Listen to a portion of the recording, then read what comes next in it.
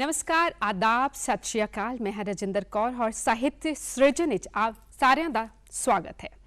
ਅੱਜ एक खास शख्सियत के नाल साहित्य सृजन तुहाडी मुलाकात करान जा रहे हैं जो पेशे तो वकील ने लेकिन दिल शायराना और उन्हां दी एक किताब इन्हीं दिनी चर्चा विच है, फूड़ी, और उसके लेखक ने जतिन सलवान जी जो साडे नाल स्टूडियो विच मौजूद ने।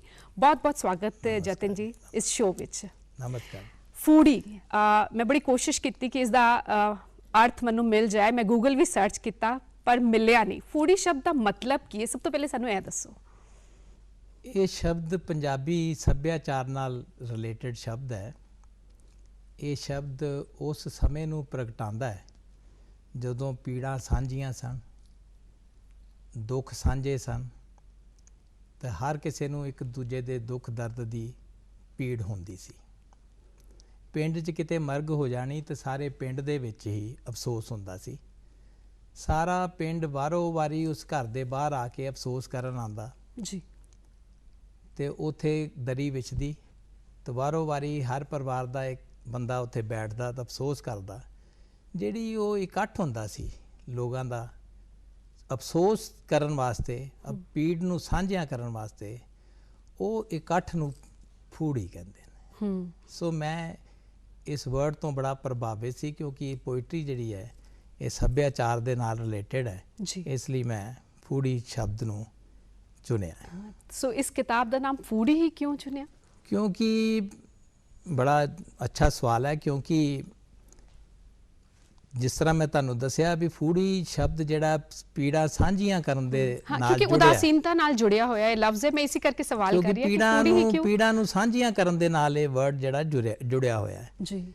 क्योंकि जदों मैं किताब रिलीज़ करन दा सोचिया तो मैं जिन्नियां कि अपनियां इस नज़मां दे गज़लां दे विच पीड़ा ने उन्हां नूं अपने पढ़न वालियां नाल सांझियां ही करना है। सो इसलिए जदों मैं सोचिया भी मैं अपनियां पीड़ा नूं सांझियां करां, मार्केट च लै जावां, बाजार च गज़लां ले आवां, तो मैं इस किताब का नाम भी फूड़ी ही रखिया। हुण अपनी फूड़ी गज़लां दी पंड यह है इस किताब का नाम, और तकरीबन 62 गज़ल है ना? हाँ जी। तो हुण कुछ इस सफ़र के बारे दसो। पेशे तो तुसी वकील हो और वकीलों का जोड़ा पेशा ये बड़ा रफ जिहा मन्निया जाता है। कोर्ट जिरे विच मौजूद होंदे ने वकील, मतलब एक वकील का पेशा रखते हुए एक दिल जड़ा है वो कविता वल किवें जुड़िया? देखो, पहली तो गल ये है भी वकील का पेशा रफ पेशा नहीं, एक बड़ा नोबल प्रोफैशन है। तुसी किसी दी दुख दर्द तकलीफ नूं अपनी तकलीफ मन के उहदे लई कचहरी च पेश होंदे हो और उहदे लई लड़दे हो। मेरा मतलब क्राइम नाल जुड़िया होया किसी दी पीड़ नूं तुसी लैके तो उसकी पीड़ दे लई उहनूं सकून दिवान वास्ते तुसी कचहरी च लड़दे हो। ये बड़ा एक नोबल प्रोफैशन है। जिथे तक शायराना दिल की गल है, दिल तो हर इंसान च है, भावें वो वकील है, भावें वो मजदूर है, भावें वो यूनीवर्सिटी का प्रोफैसर है। इसलिए दिल जड़ा है दो तरह की शायरी है। एक शायरी है जिहड़ी शायरी दिमाग तो लिखी जाती है, एक शायरी है जिहड़ी दिल तो लिखी जाती है। क्योंकि मेरी जिहड़ी शायरी है वो सारी मेरे दिल दी हूक है, मेरे दिल दी पुकार है। इसलिए पेशे का कोई ये नाल ताल्लुक नहीं। मैं तुरदे फिरदे हर बंदा किते भी कोई गज़ल लिख सकता है, कुछ भी कर सकता है। सो मेरे पेशे ने कभी भी इस दे विच कोई रुकावट पाउण दी नहीं, बल्कि मैनूं मसाला ही दिता होएगा अपनी कोई गज़ल लिखण दा। ते गज़ल का सफ़र शुरू किस तरह होया, कदों तो शुरू होया? देखो, जदों मैं एग्जैक्टली तो नहीं कह सकता, पर मैं जदों अपनियां डायरीज़ नूं देखदा, अपनी पिछोकड़ वाल झात मारदा जी, तो लेट 70s दे विच डायरीज़ दे विच भी कुछ गज़लां आंदियां ने, कुछ शेर आंदे ने। तो मैं ये कह सकदा बड़ा यकीनी तौर पे कि 1974-75 तो मैं ये शायरी करदा आ रहा तो ये सांभदा आ रहा था, जिन्हों आके मैं चुन के विचों कुछ फूड़ी दे विच दुनिया दे विच लियांदा। मतलब तकरीबन 50 साल का यह सफ़र है जो हुण जिसने किताब की शक्ल अख्तियार की, फूड़ी गज़लां दी पंड। ਅਗਲਾ ਸਵਾਲ ਹੁਣ ਇਹ ਕਿ ਇਹ ਪੰਜਾਬੀ ਵਿੱਚ ਤੁਸੀਂ ਕਵਿਤਾਵਾਂ ਲਿਖੀਆਂ ਨੇ, ਗਜ਼ਲ ਲਿਖੀਆਂ ਨੇ, ਕੋਈ ਵੀ ਲੈਂਗੁਏਜ ਹੋ ਸਕਦੀ ਸੀ, ਇੰਗਲਿਸ਼ ਤੁਹਾਡਾ ਆਪਣਾ ਸਬਜੈਕਟ ਰਿਹਾ ਹੈ ਸਟੱਡੀਜ਼ ਦਾ, ਲੇਕਿਨ ਤੁਸੀਂ ਪੰਜਾਬੀ ਹੀ ਭਾਸ਼ਾ ਕਿਉਂ ਚੁਣੀ? ਦੇਖੋ, ਦਿਨ ਰਾਤ ਮੇਰਾ ਇੰਗਲਿਸ਼ ਦੇ ਨਾਲ ਹੀ ਤਾਲੁਕ ਹੈ, ਕਿਉਂਕਿ ਮੇਰਾ ਪ੍ਰੋਫੈਸ਼ਨ ਦੀ ਫਸਟ ਲੈਂਗੁਏਜ ਕੋਰਟ ਦੀ ਜਿਹੜੀ ਲੈਂਗੁਏਜ ਹੈ ਕੋਰਟ ਦੀ ਉਹ ਇੰਗਲਿਸ਼ ਹੈ। ਪਰ ਕਿਉਂਕਿ ਪੰਜਾਬੀ ਜਿਹੜੀ ਹੈ ਉਹ ਮੇਰੀ ਮਾਂ ਬੋਲੀ ਹੈ। ਮੇਰੀ ਮਾਂ ਹੁਣ ਦੁਨੀਆ 'ਚ ਤਾਂ ਨਹੀਂ, ਪਰ ਉਹ ਬਹੁਤ ਬਹੁਤ ਗੂੜੀ ਪੰਜਾਬੀ ਬੋਲਦੀ ਸੀ, ਜਿਸ ਦੀ ਪੰਜਾਬੀ ਤੋਂ ਮੈਂ ਕਾਫੀ ਪ੍ਰਭਾਵਿਤ ਸੀ। ਮੈਨੂੰ ਪੰਜਾਬੀ ਮੇਰੀ ਮਾਂ ਬੋਲੀ ਹੈ, ਪੰਜਾਬੀ ਮੇਰੀ ਮਾਂ ਬੋਲੀ ਹੈ। ਮੇਰੇ ਸੂਤਕ ਤੋਂ ਪਹਿਲੋਂ ਹੀ ਮਾਂ ਮੇਰੀ ਨੇ ਇਸ ਵਿੱਚ ਮਮਤਾ ਦੀ ਮਿਸ਼ਰੀ ਘੋਲੀ ਹੈ। ਪੰਜਾਬੀ ਮੇਰੀ ਮਾਂ ਬੋਲੀ ਹੈ। ਇਸ ਦੀ ਗੁੜਤੀ ਦੇ ਕੇ ਮਾਂ ਸਾਰੇ ਕਾਜ ਰਚਾਏ। ਸਦ ਮਰਾਸੀ ਸੁਫੇ ਦੀ ਚੌਖਟ ਤੇ ਨਰੋਏ ਅੰਬ ਦੇ ਪੱਤੇ ਬਣਵਾਏ।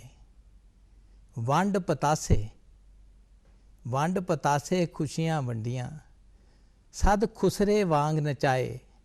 ਇਹ ਮੇਰੀ ਮਾਂ ਬੋਲੀ ਹੈ, ਇਹ ਮੇਰੀ ਮਾਂ ਬੋਲੀ ਹੈ।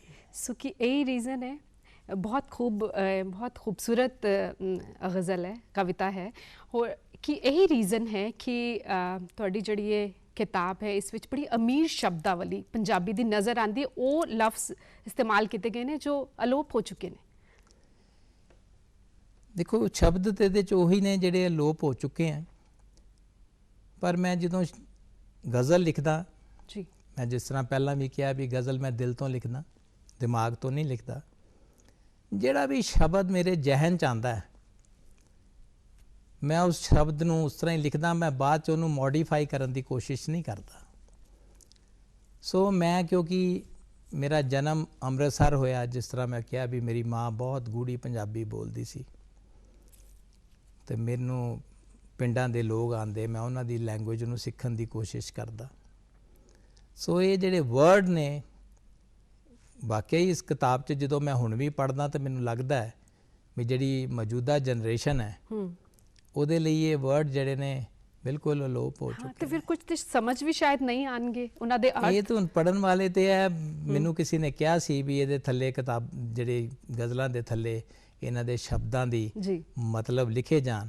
ਫਿਰ ਮਹਿਸੂਸ ਹੋਇਆ ਵੀ ਇੱਥੇ ਤਾਂ ਸਾਰੀ ਗਜ਼ਲ ਨੂੰ ਹੀ ਲਿਖਣਾ ਪਏਗਾ ਥੱਲੇ, ਕਿਉਂਕਿ ਉਹਦੇ 'ਚ ਹਰ ਵਰਡ ਹੀ ਜਿਹੜਾ ਹੈਗਾ ਉਹ ਬਹੁਤ ਅਲੋਪ ਵਰਡ ਹੈ। तो मैं उस वर्ड नूं जे उन्हां दे मीनिंग लिखण लगा तो मैनूं तो सारी किताब दी ही ट्रांसलेशन करनी पै जाएगी। गज़ल दा थीम 62 गज़लां ने, इन्हां दा थीम इहदे विच उदासीनता ज़्यादा नज़र आती। हालांकि उड़ीक भी है, इंतज़ार भी है, लेकिन क्योंकि फूड़ी लफ्ज़ का मतलब ही जड़ा है तुसीं खुद दस्या कि इकट्ठे होना जदों कोई मौत होंदी है, वो शायद सोग ते इकट्ठे होना। सो ज़्यादातर उदासीनता क्यों? देखो, सारी जड़ियाँ गज़लां ने ये उड़ीक दी टीस, उड़ीक दी चीस, आस दा रलिया मिलिया नशा, ये उहदे ते बेस ने। कदे भी उड़ीक और आस ये यकीनी हकीकत नहीं हो सकती। आस जिहड़ी है वो जिस दिन हकीकत बन जाए वो आस नहीं रहिंदी जी। सो जिहड़ा रलिया मिलिया नशा है उड़ीक दी पीड़ दा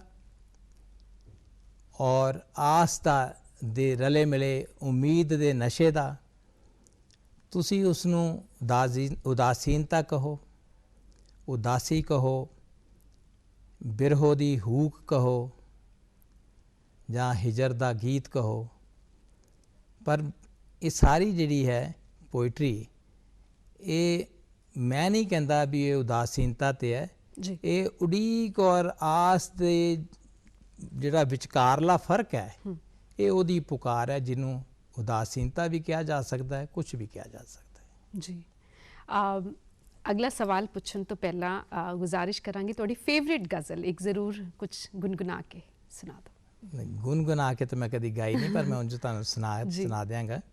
ਪਹਿਲੀ ਤਾਂ ਗੱਲ ਹੈ ਵੀ ਮੇਰੀਆਂ ਸਾਰੀਆਂ ਹੀ ਗਜ਼ਲਾਂ ਮੇਰਿਆਂ ਬੱਚਿਆਂ ਵਾਕਣ ਹੈ, ਤੇ ਇਸ ਲਈ ਇਸ ਨੂੰ ਕੋਈ ਗਜ਼ਲ ਨੂੰ ਵੀ ਫੇਵਰੇਟ ਨਹੀਂ ਕਹਿ ਸਕਦਾ, ਸਾਰੀਆਂ ਹੀ ਗਜ਼ਲਾਂ ਮੇਰੀਆਂ ਫੇਵਰੇਟ ਨੇ ਜੀ। ਪਰ ਮੈਂ ਇੱਕ ਗਜ਼ਲ ਸੁਣਾਨਾ ਕਿ ਇੱਕ ਗਮ ਹੀ ਤਾਂ ਹੈ ਤੇਰਾ, ਇੱਕ ਗਮ ਹੀ ਤਾਂ ਹੈ ਤੇਰਾ ਜੋ ਧੁਰੋਂ ਸਾਥ ਨਿਭਾ ਰਿਹਾ ਹੈ। ਇੱਕ ਗਮ ਹੀ ਤਾਂ ਹੈ ਤੇਰਾ ਜੋ ਧੁਰੋਂ ਸਾਥ ਨਿਭਾ ਰਿਹਾ ਹੈ, ਜਾਂ ਫੇਰ ਪਰਛਾਵੇਂ ਵਾਕਣ ਚੇਤਾ ਤੇਰਾ ਸਾਵੇਂ ਤੁਰਿਆ ਜਾ ਰਿਹਾ ਹੈ।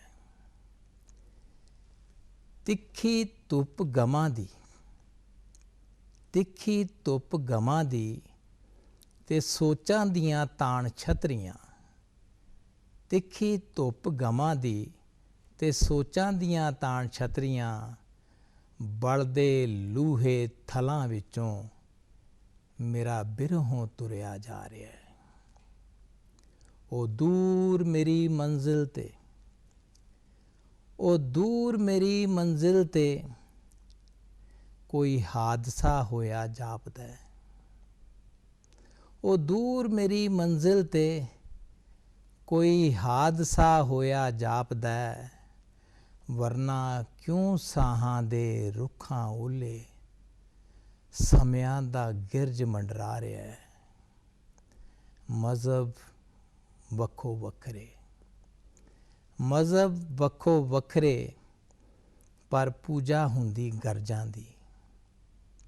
ਮਜ਼ਹਬ ਵੱਖੋ ਵੱਖਰੇ, ਪਰ ਪੂਜਾ ਹੁੰਦੀ ਗਰਜਾਂ ਦੀ।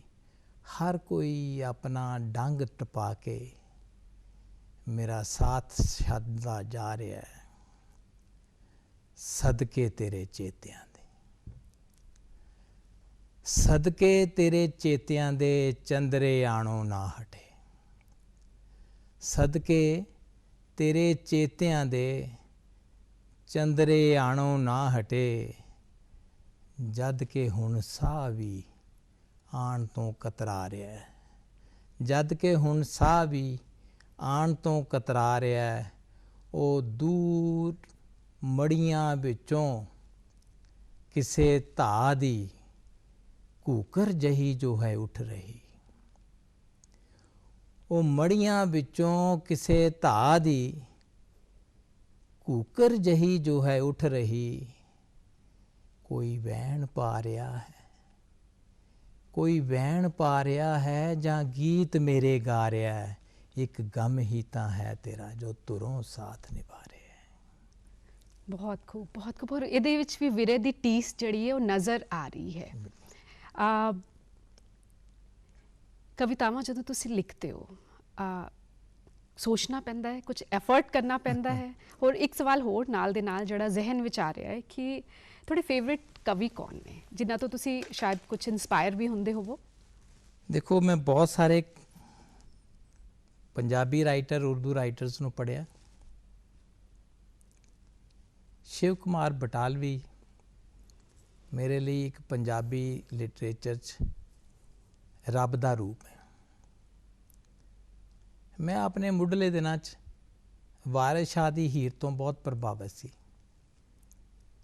ਵਾਰਿਸ ਸ਼ਾਹ ਦੀ ਹੀਰ ਬਹੁਤ ਅੱਛੀ ਤਰ੍ਹਾਂ ਮੈਂ ਆਪਣੇ ਕਾਲਜ ਦਿਨਾਂ 'ਚ ਹੀ ਪੜ੍ਹ ਲਈ ਸੀ, ਔਰ ਉਹਨੂੰ ਪੜ੍ਹ ਕੇ ਆਪਣੇ ਦਿਲ ਤੱਕ ਲਿਜਾਣ ਦੀ ਕੋਸ਼ਿਸ਼ ਕਰਦਾ ਸੀ। ਫਿਰ ਜਦੋਂ ਕਿ ਜੇ ਅਸੀਂ ਹੋਸ਼ ਸੰਭਾਲਿਆ, ਉਦੋਂ ਤੋਂ ਸ਼ਿਵ ਬਟਾਲਵੀ ਚਲੇ ਗਏ।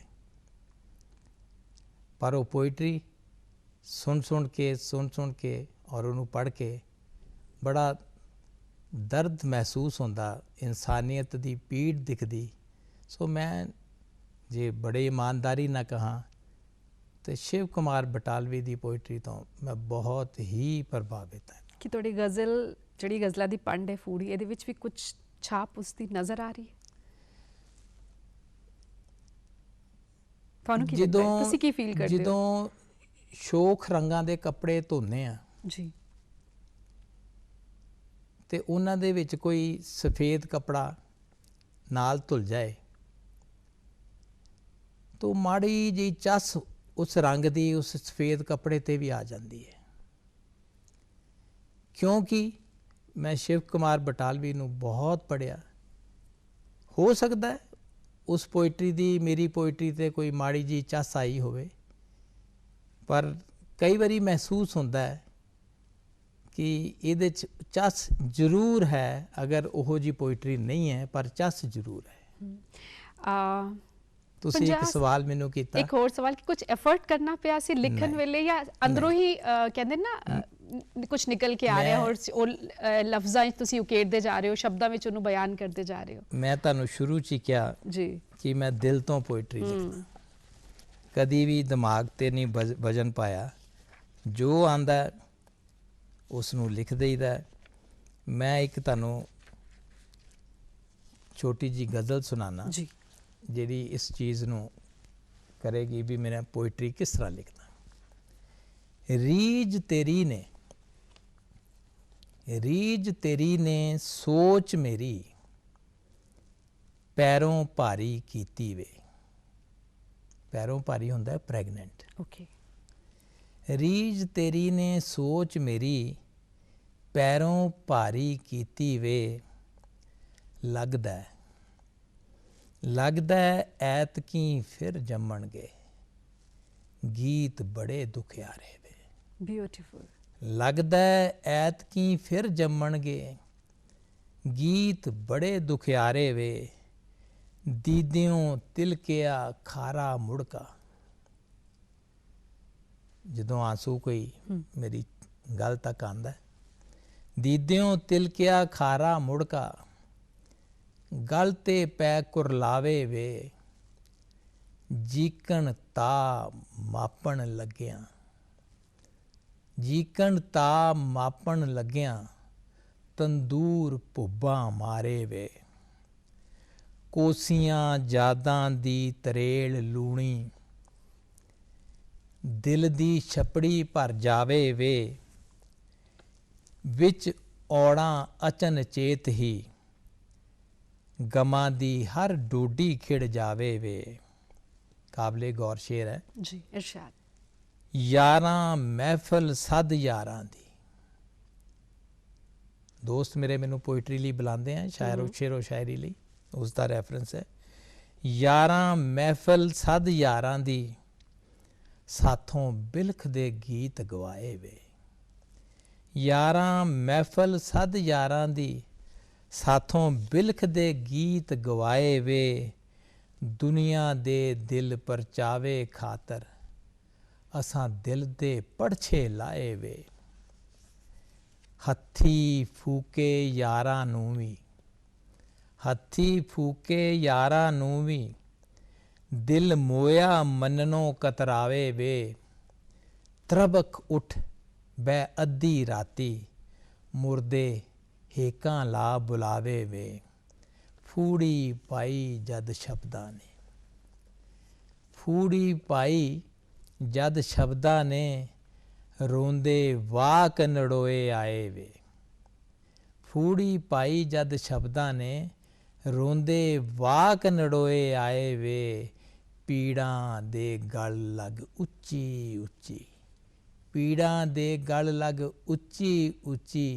ਵੈਣ ਗੀਤਾਂ ਨੇ ਪਾਏ ਵੇ। ਬਹੁਤ ਖੂਬਸੂਰਤ। ਜਤਨ ਜੀ, ਯਾਦ ਹੈ ਪਹਿਲੀ ਗਜ਼ਲ ਕਦੋਂ ਲਿਖੀ ਸੀ? ਦੇਖੋ, ਜਿਸ ਤਰ੍ਹਾਂ ਮੈਂ ਪਹਿਲਾਂ ਵੀ ਅਰਜ਼ ਕਰ ਚੁੱਕਾ ਵੀ 70s ਦੀਆਂ ਗਜ਼ਲਾਂ ਹੈ। ਮੈਨੂੰ ਇੱਕ ਛੋਟਾ ਜਿਹਾ ਵਾਕਿਆ ਯਾਦ ਆਉਂਦਾ। 12 ਮਾਰਚ 1978 ਨੂੰ ਮੇਰੀ ਦਾਦੀ ਦੀ ਡੈਥ ਹੋਈ ਸੀ। ਉਹ ਸ਼ਾਇਦ ਪਰਿਵਾਰ ਦੀ ਮੇਰੀ ਹੋਸ਼ ਵਿੱਚ ਪਹਿਲੀ ਮਰਗ ਸੀ। ਉਦੋਂ ਇੱਕ ਕਾਰਡ ਛਪਦੇ ਹੁੰਦੇ ਸੀ ਜਿਹੜੇ ਅਫਸੋਸ ਤੇ ਕਰਨ ਲਈ ਭੇਜਿਆ ਜਾਂਦਾ ਸੀ। ਉਦੋਂ ਕੋਈ WhatsApp ਦਾ ਜਾਂ ਈਮੇਲ ਦਾ ਤਾਂ ਜ਼ਮਾਨਾ ਹੈ ਨਹੀਂ ਸੀ। ਉਹ ਕਾਰਡ ਛਪਦਾ ਸੀ, ਪਹਿਲਾਂ ਤਾਂ ਮੈਂ ਤੁਹਾਨੂੰ ਉਸ ਕਾਰਡ ਦੇ ਪਾਰ ਇੱਕ ਬਾਰਡਰ ਬਣਦਾ ਸੀ ਕਾਲੇ ਰੰਗ ਦਾ, ਤਾਂ ਉਹ ਮੇਰੀ ਇੱਕ ਗਜ਼ਲ ਉਹਦੇ 'ਚ ਪੁਰਾਣੀ ਆਉਂਦੀ ਹੈ ਜਿਹਦੇ 'ਚ ਇਹ ਲਿਖਿਆ ਹੋਇਆ ਹੈ ਵੀ ਕਾਲਾ ਹਾਸ਼ੀਆ ਸੋਗ ਦਾ ਵਾਇਆ ਕਰੇ ਹਰ ਕੋਈ, ਚਾਰ ਚੁਫੇਰੇ ਖੱਤ ਦੇ ਸਾਨੂੰ ਖੱਤ ਪਾਉਣ ਤੋਂ ਪਹਿਲਾਂ। ਅਫਸੋਸ ਦਾ ਹੀ ਖੱਤ ਸਾਨੂੰ ਆਉਂਦਾ। ਤਾਂ ਮੈਂ ਉਹ ਦਾਦੀ ਆਪਣੀ ਦਾ ਕਾਰਡ ਦੇਖ ਰਿਹਾ ਸੀ ਜਿਹੜਾ ਉਦੋਂ ਕਾਰਡ ਭੇਜਿਆ ਹੋਏਗਾ, ਉਸ ਦੀ ਬੈਕ ਸਾਈਡ 'ਤੇ ਮੈਂ ਕੁਛ ਲਾਈਨਾਂ ਲਿਖੀਆਂ ਜਿਹੜੀਆਂ ਮੈਂ ਤੁਹਾਨੂੰ ਸੁਣਾਉਣੀਆਂ ਚਾਹਾਂਗਾ, ਜਿਸ ਤੋਂ ਅੰਦਾਜ਼ਾ ਲੱਗ ਜਾਏਗਾ ਵੀ ਮੈਂ ਉਦੋਂ 78 'ਚ ਵੀ ਕੀ ਲਿਖ ਰਿਹਾ ਸੀ। ਕਿਉਂਕਿ ਉਹ 12 ਮਾਰਚ ਨੂੰ ਮਰੀ ਸੀ, 13 ਮਾਰਚ ਨੂੰ ਸੰਗਰਾਂਦ ਹੁੰਦੀ ਹੈ। ਮੌਤ ਦੇ ਮੂੰਹੋਂ ਸੁਣਿਆ ਅਸਾਂ ਮਹੀਨਾ ਦਰਦ ਦਾ। ਪਿੰਡਾਂ 'ਚ ਜਦੋਂ ਸੰਗਰਾਂਦ ਹੁੰਦੀ ਸੀ, ਪਿੰਡ ਦੇ ਲੋਕ ਗੁਰਦੁਆਰੇ ਜਾਂਦੇ, ਗਿਆਨੀ ਜੀ ਇੱਕ ਵਾਕ ਕੱਢਦੇ ਅਤੇ ਫਿਰ ਗਿਆਨੀ ਜੀ ਉਹ ਮਹੀਨੇ ਦੇ ਬਾਰੇ ਸੁਣਾਉਂਦੇ, ਅਤੇ ਲੋਕ ਸਮਝਦੇ ਵੀ ਇਹ ਮਹੀਨਾ ਬਹੁਤ ਚੰਗਾ ਜਾਏਗਾ ਕਿਉਂਕਿ ਗੁਰਦੁਆਰੇ 'ਚੋਂ ਵਾਕ ਨਿਕਲਿਆ, ਗਿਆਨੀ ਜੀ ਨੇ ਸੁਣਾਇਆ। ਇਹ ਉਸ ਦਾ ਹੀ ਰੈਫਰੈਂਸ ਹੈ ਕਿਉਂਕਿ ਮੇਰੇ ਤੋਂ ਜਿਹੜੀ ਡੈਥ ਹੈ, ਸੰਗਰਾਂਦ ਹੈ, ਉਦੋਂ ਡੈਥ ਹੈ। ਮੌਤ ਦੇ ਮੂੰਹੋਂ ਸੁਣਿਆ ਅਸਾਂ ਮਹੀਨਾ ਦਰਦ ਦਾ, ਗਮਾਂ ਦੀ ਸੰਗਰਾਂਦ ਨਾਲ ਚੜਿਆ ਮਹੀਨਾ ਦਰਦ ਦਾ, ਸ਼ਮਸ਼ਾਨ ਦੀ ਦਹਲੀਜ਼ ਤੇ ਟੇਕ ਕੇ ਸਿਰ ਮੱਥਾ ਆਪਣਾ, ਸ਼ਮਸ਼ਾਨ ਦੀ ਦਹਲੀਜ਼ ਤੇ ਟੇਕ ਕੇ ਸਿਰ ਮੱਥਾ ਆਪਣਾ, ਅੱਖੀ ਸੁੱਜਿਆ ਸੰਖ ਅਸਾਂ ਬੁਝਾਇਆ ਅੱਜ ਦਰਦ ਦਾ। ਇਹ ਲੰਬੀ ਗਜ਼ਲ ਹੈ, ਉਹਦਾ ਮਕਤਾ ਅਰਜ਼ ਕਰਦਾ। ਜਤਿਨ ਜੇ ਰੋਇਆ ਨਹੀਂ, ਜਤਿਨ ਜੇ ਰੋਇਆ ਨਹੀਂ, ਨਾ ਸਮਝੋ ਉਸਨੂੰ ਦਰਦ ਨਹੀਂ। ਜਤਿਨ ਜੇ ਰੋਇਆ ਨਹੀਂ, ਨਾ ਸਮਝੋ ਉਸਨੂੰ ਦਰਦ ਨਹੀਂ। ਕੌਣ ਜਾਣੇ ਕਿ ਦਿਲ ਉਸਦੇ ਵਿੱਚ ਫੁੱਟਿਆ ਹੈ ਲਾਵਾ ਦਰਦ ਦਾ, ਮੌਤ ਦੇ ਮੂੰਹੋਂ ਸੁਣਿਆ ਅਸਾਂ ਮਹੀਨਾ ਦਰਦ ਦਾ। ਸੋ 1970 ਤੋਂ ਲੈ ਕੇ 2000, ਜਿਵੇਂ ਤੁਸੀਂ ਕਿਹਾ 70 ਤੋਂ ਬਾਅਦ ਤੋਂ ਹੀ ਲਿਖਣਾ ਤੁਸੀਂ ਸ਼ੁਰੂ ਹੋ ਗਏ ਸੀ, 70 ਤੋਂ ਲੈ ਕੇ 2022 ਮਤਲਬ ਤਕਰੀਬਨ 50 ਸਾਲ ਤੋਂ ਵੀ ਜ਼ਿਆਦਾ ਦਾ ਸਫ਼ਰ। ਫਨ ਟਰੀ ਦੇ ਨਾਲ ਪ੍ਰਕਾਸ਼ਨ ਦਾ ਸਫ਼ਰ ਕਿਸ ਤਰ੍ਹਾਂ, ਤਜਰਬਾ ਕਿਸ ਤਰ੍ਹਾਂ ਰਿਹਾ? ਦੇਖੋ, ਪ੍ਰਕਾਸ਼ਨ ਨਾਲ ਤਜਰਬਾ ਬਹੁਤ ਅੱਛਾ ਰਿਹਾ ਕਿਉਂਕਿ ਜਿਹੜੀਆਂ ਗਜ਼ਲਾਂ ਸੀ, ਜਦੋਂ ਮੇਰੇ ਪਰਿਵਾਰ ਨੇ, ਮੇਰੇ ਦੋਸਤਾਂ ਨੇ, ਮੇਰੇ ਬੱਚਿਆਂ ਨੇ ਕਿਹਾ ਵੀ ਇਹਨਾਂ ਨੂੰ ਪ੍ਰਕਾਸ਼ਿਤ ਕੀਤਾ ਜਾਏ, ਮੈਂ ਬੈਠ ਕੇ ਆਪਣੀਆਂ ਪੁਰਾਣੀਆਂ ਡਾਇਰੀਆਂ ਦੀਆਂ ਆਂਦਰਾਂ ਫੋਲੀਆਂ, ਉਹਨਾਂ 'ਚੋਂ ਕੁਛ ਗਜ਼ਲਾਂ ਕੱਢੀਆਂ, ਉਹਨਾਂ ਨੂੰ ਇੱਕ ਲੜੀਵਾਰ ਪਰੋਇਆ, ਤਾਂ ਮੈਂ ਇਹਨੂੰ ਪ੍ਰਕਾਸ਼ਨ 'ਚ ਦੇ ਦਿੱਤਾ। ਪ੍ਰਕਾਸ਼ਕ ਨੇ ਫਨ ਟਰੀ ਨੇ ਕਾਫੀ ਮਿਹਨਤ ਨਾਲ ਕਿਤਾਬ ਛਾਪੀ, ਕਿਉਂਕਿ ਮੈਨੂੰ ਮੇਰੇ ਕਿਸੇ ਵੀ ਪੜ੍ਹਨ ਵਾਲੇ ਨੇ ਜਾਂ ਕਿਸੇ ਨੇ ਵੀ ਇਹ ਨਹੀਂ ਕਿਹਾ ਵੀ ਕਿਤਾਬ 'ਚ ਕੋਈ ਕਿਸੇ ਵੀ ਤਰ੍ਹਾਂ ਦੀ ਕਮੀ ਹੈ। ਜੋ ਮੈਂ ਚਾਹੁੰਦਾ ਸੀ ਜਿਸ ਸ਼ਕਲ 'ਚ ਕਿਤਾਬ ਆਏ, ਕਿਤਾਬ ਉਸ ਤੋਂ ਬਿਹਤਰ ਸ਼ਕਲ ਵਿੱਚ ਆਈ ਹੈ। ਰਾਦਰ ਖੂਬਸੂਰਤੀ ਕਿਤਾਬ ਦੀ ਜਿਹੜੀ ਹੈ ਇਹ ਦੱਸਦੀ ਹੈ ਵੀ ਪ੍ਰਕਾਸ਼ਨ ਨੇ ਵੀ ਜਿੰਨੀਆਂ ਕਿ ਮੈਂ ਰੂਹ ਦੇ ਨਾਲ ਗਜ਼ਲਾਂ ਲਿਖੀਆਂ ਸੀ, ਉਨੀ ਰੂਹ ਨਾਲ ਹੀ ਪ੍ਰਕਾਸ਼ਨ ਕੀਤਾ ਹੈ। ਸੋ ਕਿਉਂਕਿ ਪ੍ਰੋਗਰਾਮ ਨੂੰ ਖਤਮ ਕਰਨ ਦਾ ਸਮਾਂ ਹੋ ਰਿਹਾ ਹੈ, ਜਤਿਨ ਜੀ, ਜਿਹੜੇ ਨਏ ਰਾਈਟਰ ਨੇ, ਨੌਜਵਾਨ ਨੇ, ਉਹ ਅੱਜ ਕੱਲ੍ਹ ਕਵਿਤਾਵਾਂ ਨਹੀਂ ਸੁਣ ਰਹੇ, ਨਹੀਂ ਲਿਖ ਰਹੇ, ਨਹੀਂ ਪੜ੍ਹ ਰਹੇ, ਸੋ ਕੋਈ ਮੈਸੇਜ ਤੁਸੀਂ ਉਹਨਾਂ ਨੂੰ ਦੇਣਾ ਚਾਹੋਗੇ? ਦੇਖੋ, ਮੈਂ ਆਉਣ ਵਾਲੀ ਜਿਹੜੀ ਇਹ ਜਵਾਨ ਪੀੜ੍ਹੀ ਹੈ ਉਹ ਜ਼ਿਆਦਾ ਇੰਟਰਨੈਟ 'ਤੇ ਬਿਜ਼ੀ ਨੇ। ਮੈਨੂੰ ਪ੍ਰਧਾਨ ਮੰਤਰੀ ਮੋਦੀ ਜੀ ਦੀ ਇੱਕ ਗੱਲ ਯਾਦ ਹੈ ਜਿਹਦੇ 'ਚ ਉਹਨਾਂ ਕਿਹਾ ਸੀ ਵੀ ਇੰਟਰਨੈਟ ਜਿਹੜਾ ਹੈ ਉਹ ਇਨਫੋਰਮੇਸ਼ਨ ਤਾਂ ਦਿੰਦਾ ਪਰ ਨੌਲੇਜ ਨਹੀਂ ਦਿੰਦਾ। ਨੌਲੇਜ ਲਈ ਕਿਤਾਬਾਂ ਪੜ੍ਹਨ ਦੀ ਲੋੜ ਹੈ, ਔਰ ਜੇ ਪੜ੍ਹੋ ਤਾਂ ਹਮੇਸ਼ਾ ਅੱਛਾ ਲਿਟਰੇਚਰ ਪੜ੍ਹੋ, ਅੱਛੀ ਕਿਤਾਬ ਪੜ੍ਹੋ, ਉਹ ਤੁਹਾਡੇ ਜੀਵਨ ਦੇ ਉੱਤੇ ਛਾਪ ਛੱਡੇਗੀ, ਉਹ ਤੁਹਾਡੀ ਜ਼ਿੰਦਗੀ, ਰਹਿਣ ਸਹਿਣ ਸਭ ਦੇ ਉੱਤੇ ਆਪਣਾ ਹੀ ਪ੍ਰਭਾਵ ਪਾਏਗੀ, ਤਾਂ ਉਹਦੇ ਨਾਲ ਤੁਹਾਡੀ ਜ਼ਿੰਦਗੀ 'ਚ ਖੂਬਸੂਰਤੀ ਆਏਗੀ। ਬਹੁਤ ਖੂਬ।